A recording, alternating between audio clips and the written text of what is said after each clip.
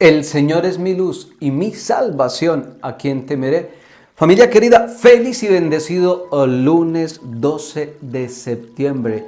Feliz y bendecida nueva semana para todos. Y les traigo la alegría del Evangelio para este día y quiero ofrecer esta reflexión por cada uno de ustedes para que nos regale el Señor esta semana, una semana de mucha bendición, que esta semana está iluminada con la palabra del Señor que todos los días nos regala en su amor y en su gracia. Y vamos a pedir al Espíritu Santo que esté en este momento de reflexión con nosotros. Vamos a pedir al Espíritu Santo, invoquemos la presencia del Espíritu Santo a este momento de reflexión con esta palabra, para que esta palabra se convierta en nosotros en palabra de vida, en palabra de sanación, en palabra de liberación, en palabra de luz para todas nuestras acciones, para toda nuestra labor, para toda nuestra vida esta semana. Familia, del Evangelio para este día está tomado del capítulo 7, versículo 1 al 10 del evangelista San Lucas. En aquel tiempo, cuando terminó Jesús de hablar a la gente, entró en Cafarnaún.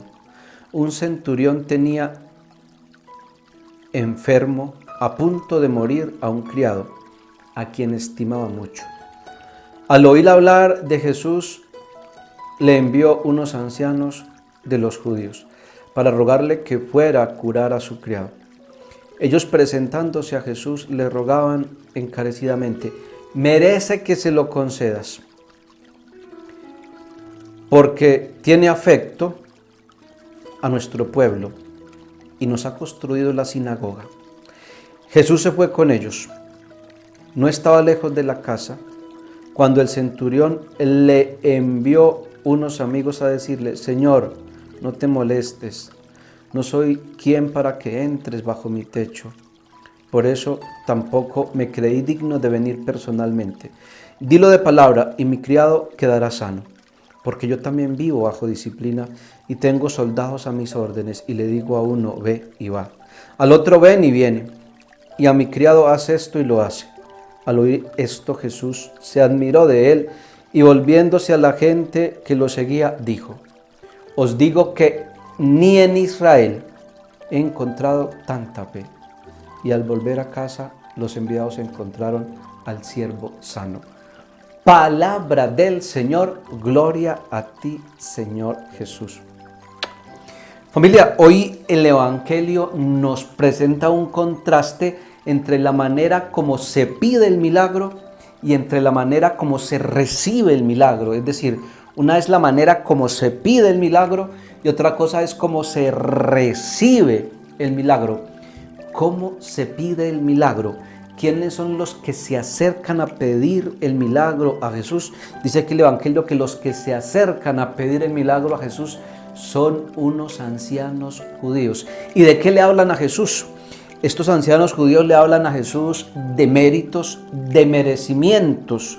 Le dicen a Jesús: Señor, merece que ese centurión, o mejor, merece que a ese centurión le concedas el milagro. Es decir, ahí nos está hablando la lógica del mérito.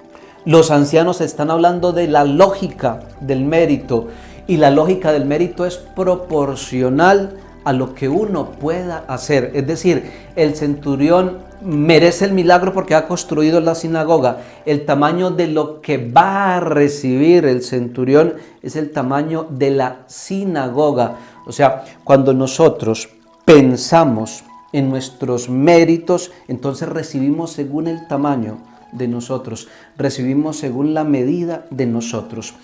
Pero ¿cómo se recibe el milagro? ¿Quién es el que recibe el milagro?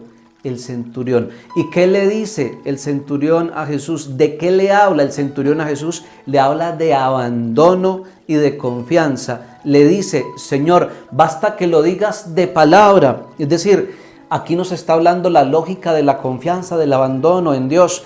Y la lógica de la confianza y del abandono en Dios no es proporcional a lo que nosotros podamos hacer. La lógica del abandono y la confianza en Dios es proporcional a lo que Dios pueda hacer, a lo que Dios puede hacer. Es decir, la lógica del abandono y la confianza en Dios es según la medida de Dios. Por eso el que se abandona y confía en Dios no recibe según la medida de lo que puede hacer, sino recibe según la medida y el tamaño de lo que puede hacer Dios. Por eso, si queremos conocer verdaderamente a Dios, ¿qué tenemos que hacer? Abandonarnos y confiar totalmente en Él. Es decir, para que una persona conozca a Dios, tiene que abandonarse y confiar totalmente en Dios. ¿Cuál es la actitud entonces que el Evangelio quiere infundir hoy en nosotros? El Evangelio quiere que nosotros nos abandonemos y confiemos totalmente en Jesús. Por eso dicen unas palabras que se le atribuyen a Jesús: si quieres agradarme, confía en mí. Si quieres agradarme más, confía más en mí. Si quieres agradarme infinitamente, inmensamente, confía infinitamente, confía inmensamente en mí.